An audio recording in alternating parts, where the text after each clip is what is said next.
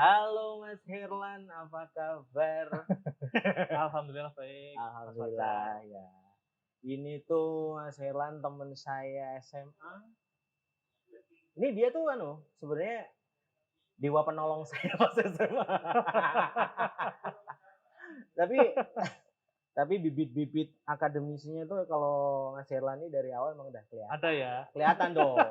Kelihatan.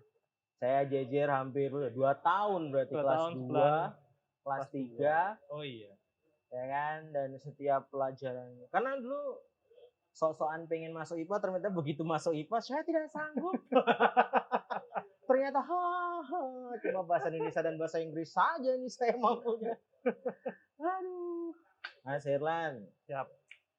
aku tuh terakhir apa ya, lihat story WhatsApp itu bukan terakhir sih. Pertama kali ngelihat story WhatsAppmu tuh pas kamu di Jerman.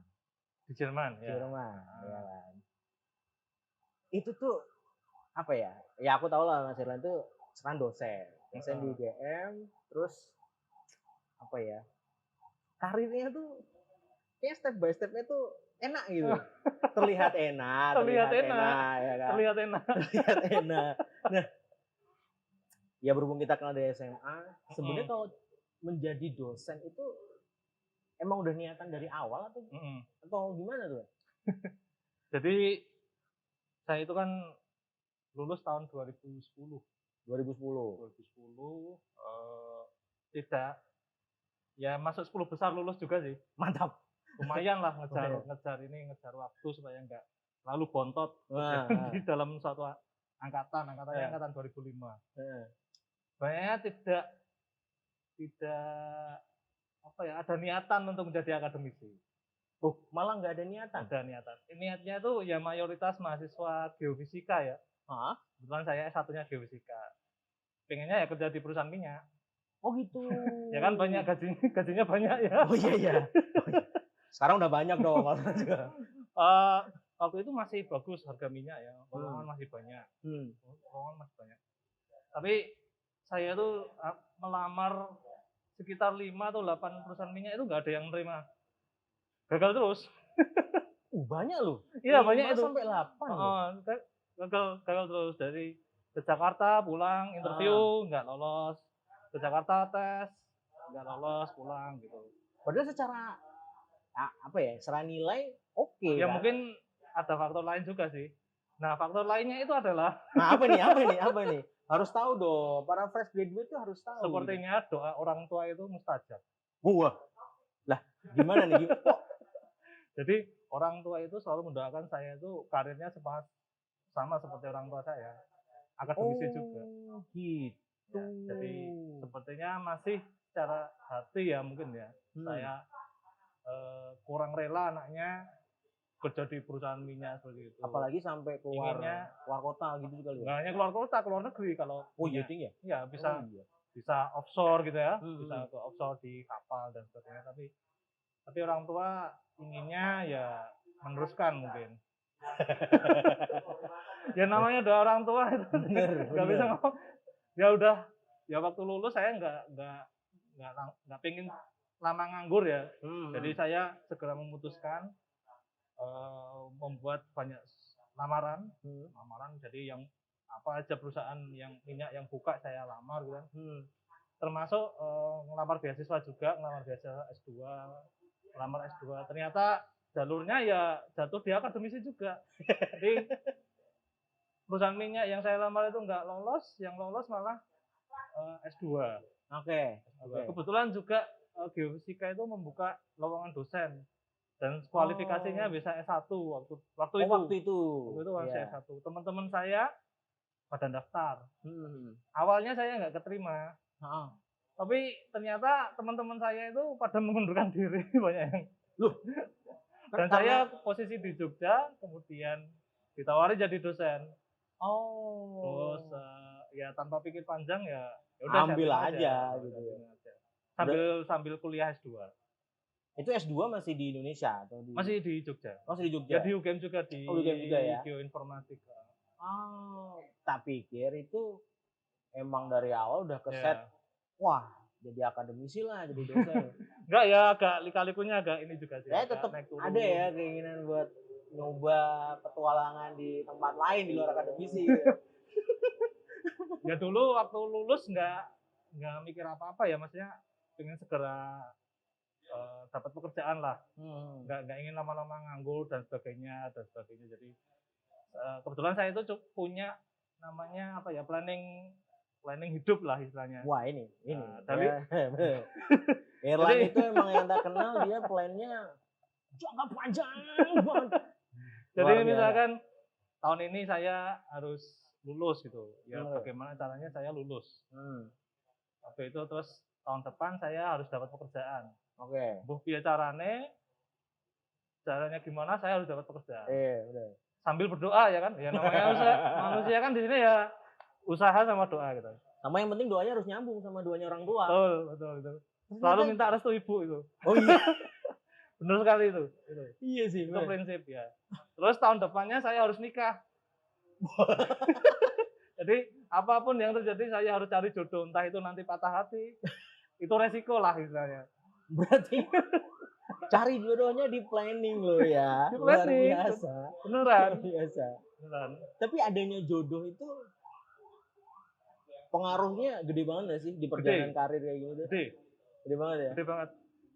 Saya percaya kalau menikah itu membuka rezeki, itu saya sangat percaya. Oh, oke. Jadi ada istilah menikah membuka rezeki, itu saya sangat percaya. Karena saya kebetulan dapat istri seorang dokter, dan dia juga visioner orangnya. Beneran, jadi dia juga nge-push saya itu. Ketika setelah nikah itu, ayo kita sekolah bareng ke luar negeri. Kita berdua. Oh, gitu bareng? Bareng. Makanya kita berdua bisa sekolah ke Eropa, dua-duanya. Oh, oke. Dengan beasiswa sendiri-sendiri. Dan anak tuh lahir di sana kan? Anak lahir di sana, di Jerman. Aktunya ikut akte mana tuh, Jerman sama Indonesia?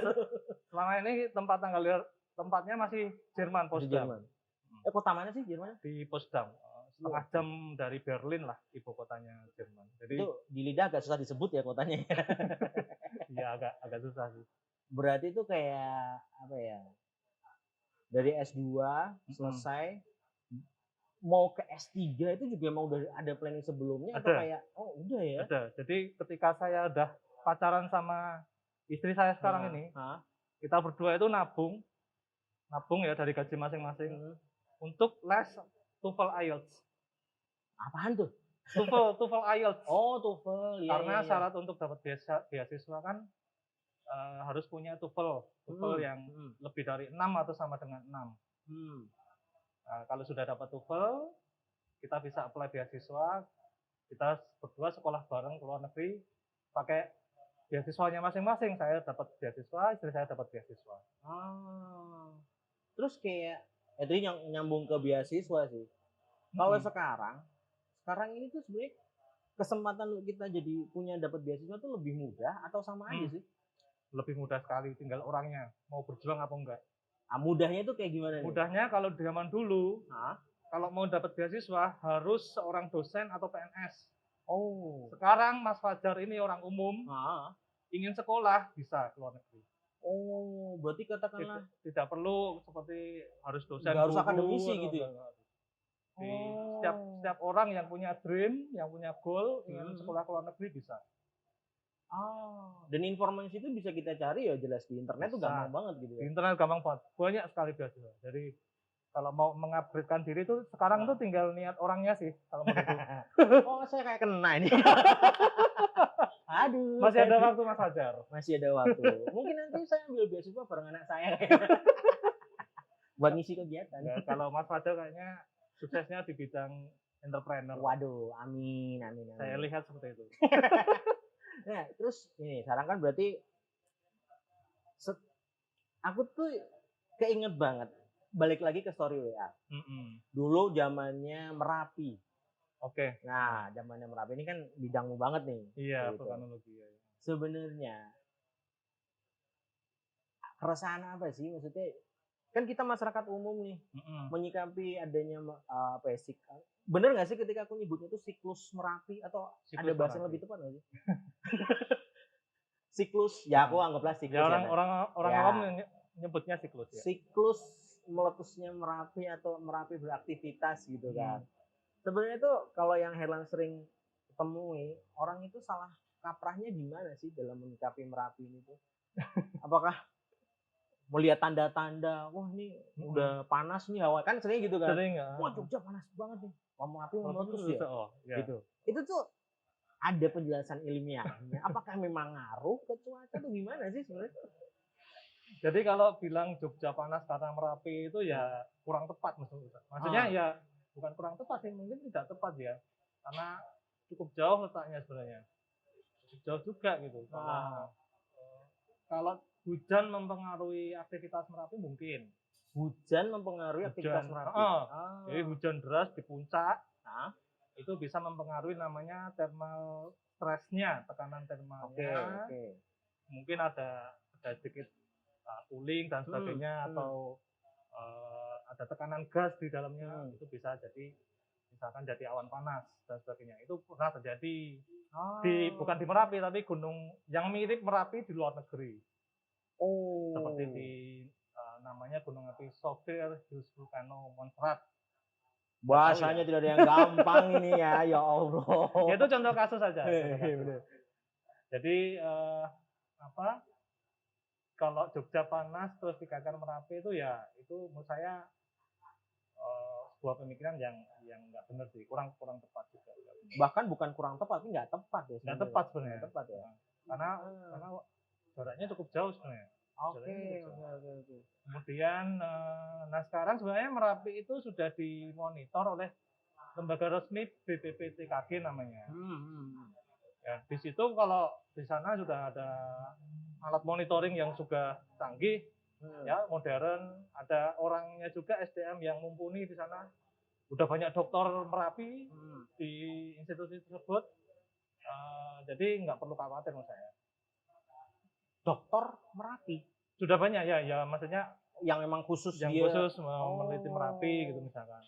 Saya juga dokternya Merapi, tapi nanti saya bisa meneliti gunung api yang lain juga. Enak ya. Karena saya kampus kan. Kalau BPPTKG mungkin ya lebih fokus ke Merapinya. Baik dari perutnya, dalamnya Merapi itu seperti apa. Misalkan lambungnya itu letaknya kedalaman berapa sih gitu misalkan. Buset, tuh ngeceknya gimana tuh? Ngeceknya bisa. Ya namanya ada alatnya ya. Bukan nama alatnya, kita ada sensornya terus diproses datanya. Datanya diproses. Lambungnya Merapi kedalaman berapa dan sebagainya. Nanti kalau awan panas luncurannya kemana sih? Nah, itu yang memonitor, meneliti itu ya BPPTKG itu. Jadi nih ya, kalau kalian belum tahu kenapa Herlan ini bisa banget ngomong tentang Gunung Merapi lah ya tadi contohnya, karena dia ini adalah seorang dokter kan, benar kan? Dokter geofisika. Dokter geofisika di Universitas Gadjah Mada, dan aktif mengajar jelas. Tapi kalau di luar mengajar, apa kan aktivitasmu berarti bro? Di luar mengajar apa ya? Ngomong anak jelas. Itu ya sama kali sih. Bermain musik. Saya suka bermain musik sama main bola. Ngedrum, gitar, sama main bola. Selain itu ya memang waktunya habis mengurus ini sih. Prodi, program studi, sama mengajar, meneliti juga. Mengajar, meneliti, mengabdi, Tridharma itu. Oh iya, nah. Berhubung sudah disenggol ya masalah mengabdi. Ini kan signifikan banget ya sih ketika pandemi dan sebelum pandemi gitu. Kan banyak nih kayak ya ibuku aja kan juga ngajar gitu. Mungkin karena usia, jadi proses adaptasi cara mengajarnya itu kayak butuh waktu yang lebih gitu. Nah kalau pas Herlan sendiri gimana itu? Kan kadang gini, mungkin ya yang aku tahu dari buku aja lah. Kadang kayak tidak nyaman dan tidak merasa puas gitu. Malah muncul kekhawatiran, sebenarnya ilmu yang aku ajarkan, aku sampaikan ini tuh ketangkep dengan baik nggak sih? Itu nih Herlan gimana tuh? Sama juga ya? Sama karena saya anggap mahasiswa itu udah dewasa ya. Saya menganggap pertama mahasiswa itu udah dewasa. Yang kedua, saya menganggap juga proses pembelajaran itu kebutuhan individu. Jadi saya memang sudah berusaha sebaik mungkin untuk deliver apa yang saya ketahui dari mata kuliah tersebut ke anak-anak mahasiswa. Cuman ada satu hal yang saya agak merasa kehilangan, yaitu kayak attachment yang hilang ketika kuliah offline dengan kuliah online. Karena ketika kita tatap muka, saya bisa melihat mimik, gestur mahasiswa semua. Apakah mereka memperhatikan? Dengan kalau online itu kalau camnya bisa dihidupin, nggak ada yang hidup, ada yang enggak gitu kan. Iya benar. Jadi ya udahlah terserah mahasiswa masing-masing gitu, daripada ada yang hidup, ada yang enggak gitu kan. Itu hak mereka juga, nggak bisa saya memaksa gitu. Oh nggak bisa ya? Maksudnya ya, kayak saya bisa memaksa, cuman menurut saya ya forward gitu kan. Iya juga sih. Mau buat apa juga sih kalau dia, yang penting nanti bisa dicatat aja, catat apa yang saya berikan, kemudian nanti ada referensi bacaan, dan kemudian nanti saya ketika ujian nanti saya berikan kisi-kisi ujiannya apa supaya nanti belajarnya bisa terarah gitu. Oke. Jadi memang agak tricky juga ini. Feel-nya juga kayak nggak dapet kan? Feel ngajarnya. Kalau gitu. feel-nya awal-awal nggak dapet, tapi ya akhir-akhir ini sudah lumayan lah. Ya. Akhir ini lumayan. Karena merasa agak aneh juga sih sebenarnya. Kalau offline ke tatap muka itu kita bisa ngasih semangat dan motivasi secara langsung juga. Iya benar. Jadi ketika disisip-sisipin mungkin ya motivasi hidup gitu ya. Karena kita kan nggak hanya mengajar ngasih knowledge gitu ya, tapi kita juga sharing experience. Betul. Pengalaman saya hidup di Jerman seperti apa, dulu dapat beasiswa, berjuangnya seperti apa ke anak-anak supaya mereka termotivasi ke depannya. Tapi ada nggak sih? Berarti mulai ngajar tuh dari tahun berapa sih? Aktif ngajar lah. Sebenarnya aktif mengajar 2012. Setelah lulus S2.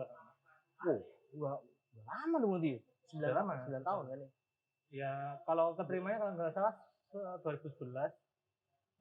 Habis itu bantu-bantu dulu, baru ngajarnya setelah lulus S2 kayaknya. Masih banyak nggak sih ketemu dengan mahasiswa tersesat? Mahasiswa tersesat tuh gini, ya yang penting aku masuk aja ke sini, habis itu nggak tahu deh, aku ngalir aja ngikut gitu, terus atau tiba-tiba setelah di kelas terus kayak mahasiswa ini dia kayak nggak punya motivasi gitu. Sering nggak sih ketemu mahasiswa kayak gitu? Asal masuk aja lah, yang penting masuk UGM kayak gitu kan? Pernah nggak nemuin? Mahasiswa kan beragam ya sifatnya ya. Ada yang memang ambisius gitu. Ambisius, saya sampai hafal tuh nama-namanya.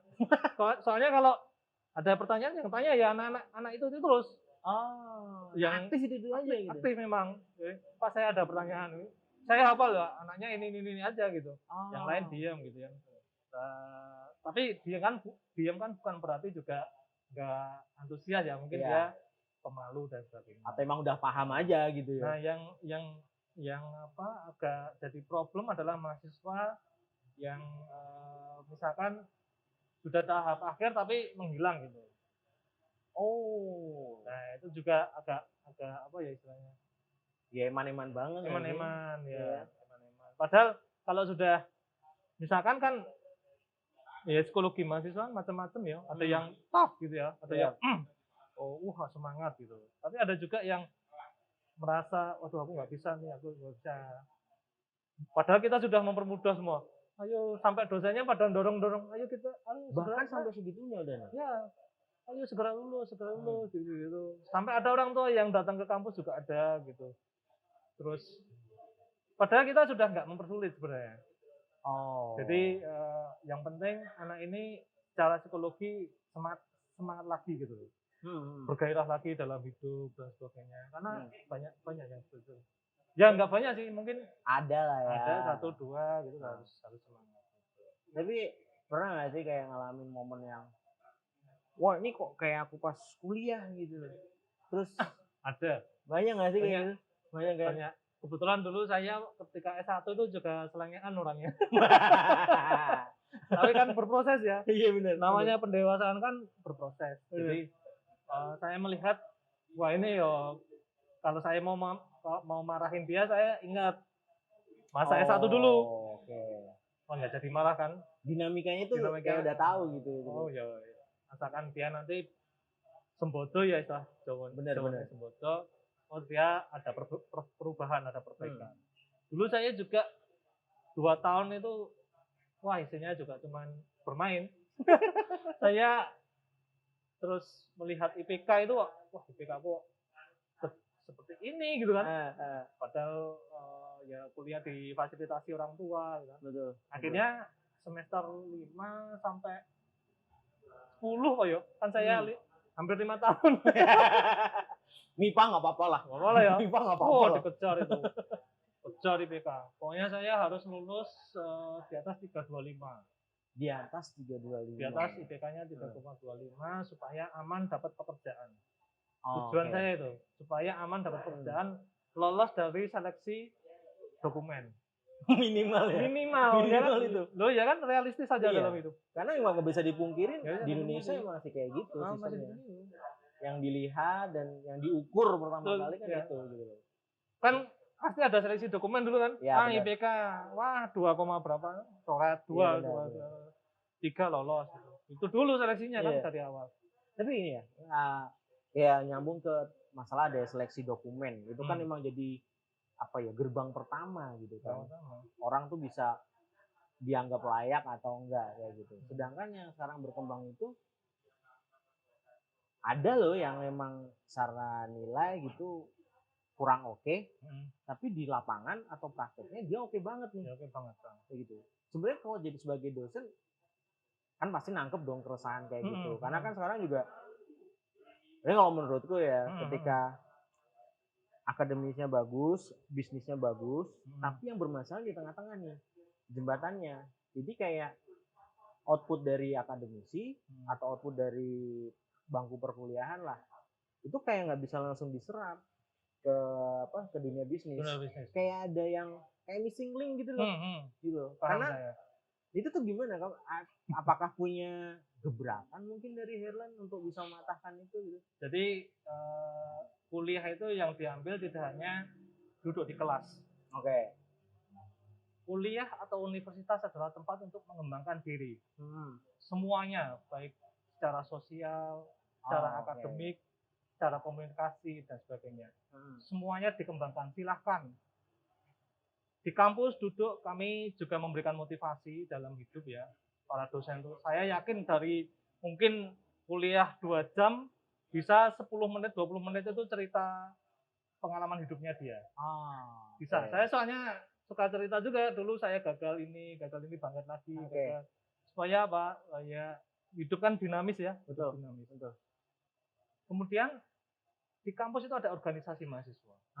Itu tempat untuk mengembangkan diri sebanyak-banyaknya, silakan. Karena apa? Ini pengalaman saya ya. Saya itu hampir setiap tahun ikut panitia pameran komputer. Capek sekali tuh. Jaga pameran shift-nya itu sekitar 8 jam ya. 8 jam. Atau 6 jam itu.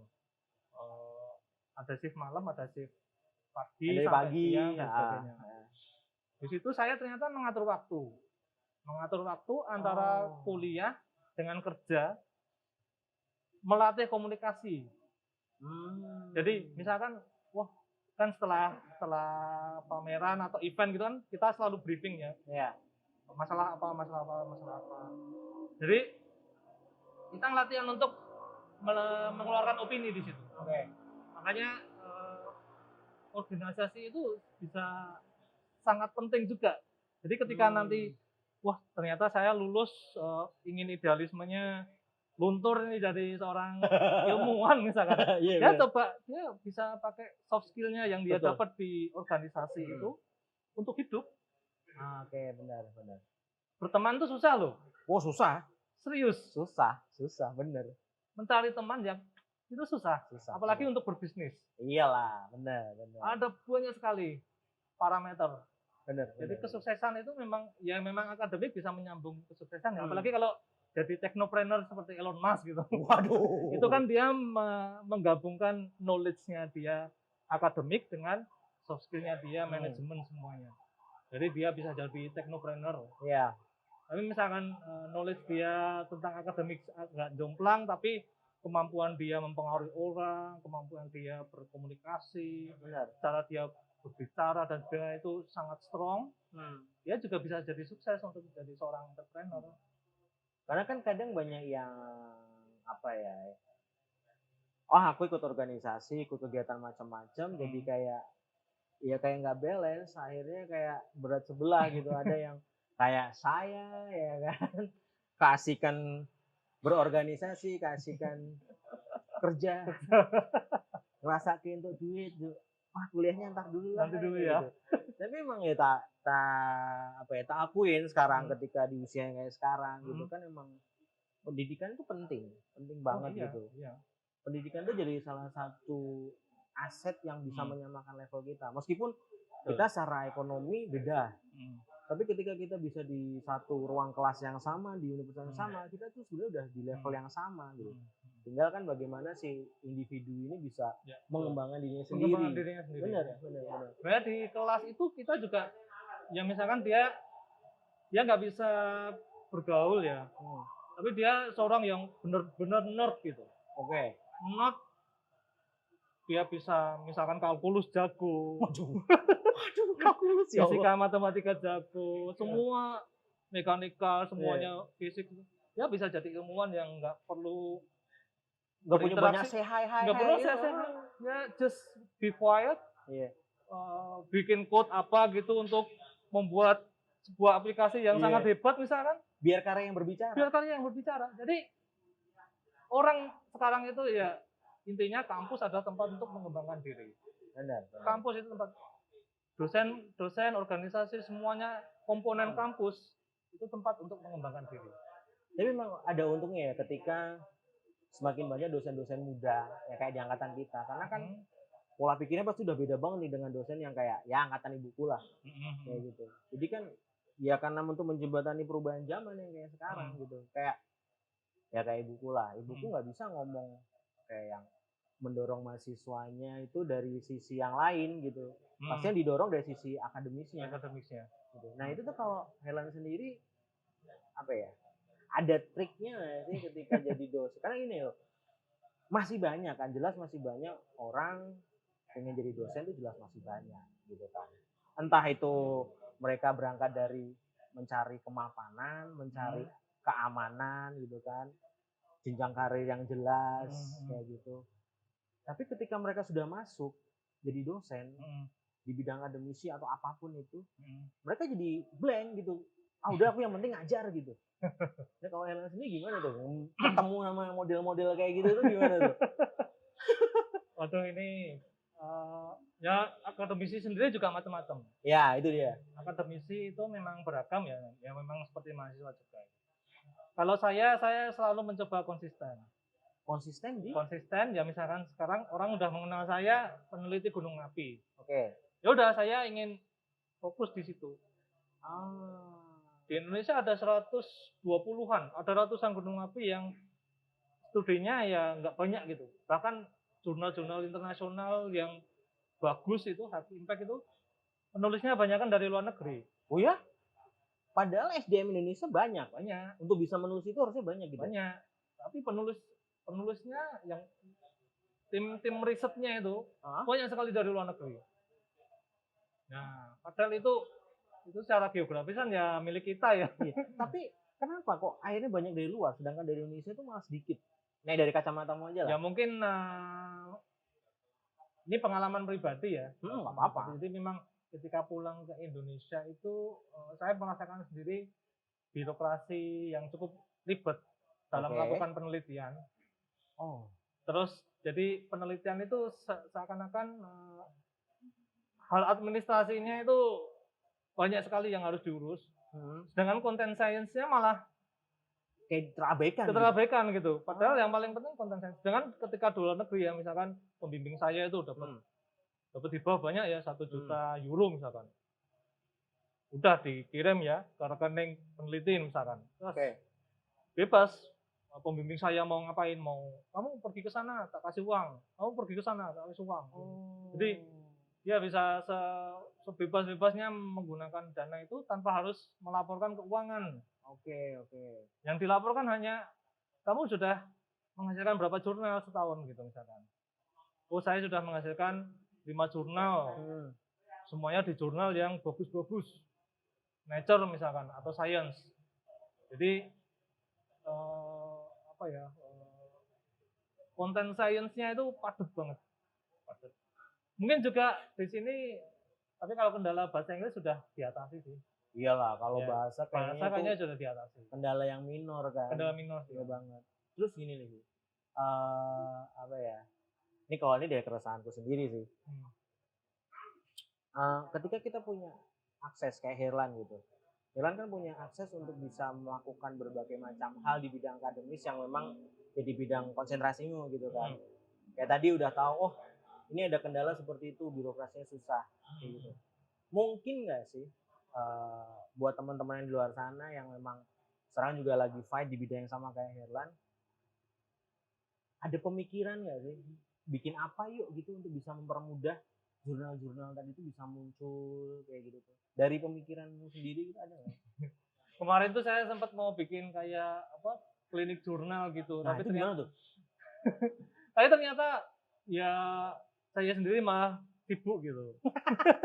Karena menulis artikel ilmiah itu gampang-gampang susah. Oke. Susahnya ketika kita pas nggak mood banget. Otak kita berada di gelombang yang berbeda misalkan. Iya, karena saya pernah memaksakan menulis ya. Pas lagi capek-capeknya misalkan. Capek karena mungkin habis bekerja gitu kan. Duduk 3 jam nggak dapat apa-apa. Serius, duduk 3 jam gitu ya? Bukan blank, kita nulis kan. 1 halaman dapat. Bahasa Inggris ya. Saya baca lagi kok jelek ya tulisan saya. Hapus lagi. Saya tulis lagi. Hapus lagi, saya tulis lagi. Hapus lagi. Akhirnya setelah saya lihat udah 3 jam cuma dapat 1 halaman itu. Lain lagi ketika saya pas lagi fresh, lagi nggak banyak stres, malah lancar gitu. 1 jam misalkan udah dapat 1-2 halaman. Jadi memang susah-susah gampang. Selain itu kita perlu berliterasi. Nah, itu dia tuh. Karena merangkai kata dari misal 5-4 jurnal jadi 1 paragraf. Itu kalau tidak dilatih ya orang susah. Iya sih, benar. Nanti takutnya kalau cuma copy paste plagiarisme terjadi. Wah iya, dan itu kan banyak loh. Iya. Banyak banget, gak usah kita sebutin juga. Sangat banyak. Tapi itu yang selalu saya coba hindari kan. Karena berliterasi itu bisa memakan waktu sehari. Untuk mencerna jurnal lo ya, nggak hanya membaca. Mencerna merasuk ke otak gitu. Kayak biar kita tuh benar-benar paham. Benar-benar paham. Jadi misalkan jurnalnya ada yang tebalnya 15-20 halaman. Untuk memahami semuanya itu bisa 1 harian. Misal 2-3 jurnal pencernanya itu bisa. Itu pengalaman S3 sih. Jadi misalkan sehari waktu di Jerman ya, kerjaan saya cuma membaca jurnal. 5 jurnal itu saya cerna misalkan dalam sehari. Buset. Dicerna. Nggak hanya dibaca, jadi benar-benar makan waktu banget ya. Makan waktu. Dari jam 8 pagi sampai jam 6. Gokil. Jadi ya prosesnya seperti itu, menulis karya tulis ilmiah itu sampai publikasi itu. Tapi aku tadi tertarik tuh sama yang apa? Klinik jurnal ya. Klinik jurnal. Jadi itu tuh Herlan yang ngasih coaching atau gimana modelnya itu? Ya sebenarnya saya ingin melatih anak-anak muda untuk menulis, kemudian memiliki rasa penasaran, curiosity, kemudian ingin sekali juga saya men-trigger untuk anak-anak muda itu mau berliterasi lagi. Nah itu dia tuh. Nah ternyata, berat sekali. Ternyata memang menulis dan membaca itu memang kalau tidak agak di pressure. Ya emang kadang harus ada paksaan ya untuk kita bisa berbuat baik atau berubah menjadi lebih baik, memang harus ada paksaan gitu. Saya sendiri ya memaksa diri saya sendiri selalu. Jadi saya wah ini saya harus paksa nih, harus begadang nih ya. Siapin kopi, ambience, musik yang tenang, membaca. Kalau udah, jadi ketika kalau kita sudah hanyut berliterasi, itu bisa nggak stop loh. Karena asik terus, terus gitu ya. Serius, saya pernah mengalaminya sampai tiba-tiba jam 1 malam, 1 pagi itu misalkan. Jam segini. Karena rasa penasarannya itu. Oke. Nah, ini terakhir nih, closing statement. Aku pengen dengar dari Herlan tuh pendapat tentang apa ini? Saya paling suka nih kalau narasumber selalu tanya tentang apa nih. Ini, bagaimana kamu bisa menentukan pilihan hidupmu? Untuk ini ya, konteksnya untuk mahasiswa yang memang belum punya gambaran atau sudah punya gambaran. Nah, itu bagaimana kalian bisa menentukan pilihan dan menjalani pilihan itu? Oke. Jadi gimana tuh? Dari saya, belajarlah mencintai sesuatu yang tidak kamu cintai. Woi, belajarlah mencintai sesuatu yang tidak kamu cintai. Oke. Nice. Thank you, Mas Herlan. Waktunya semoga sehat. Yang penting sekarang sehat ya kan. Sehat, sukses, lancar dengan tadi klinik jurnalnya menarik tuh. Siap. Oke, thank you Mas Herlan ya.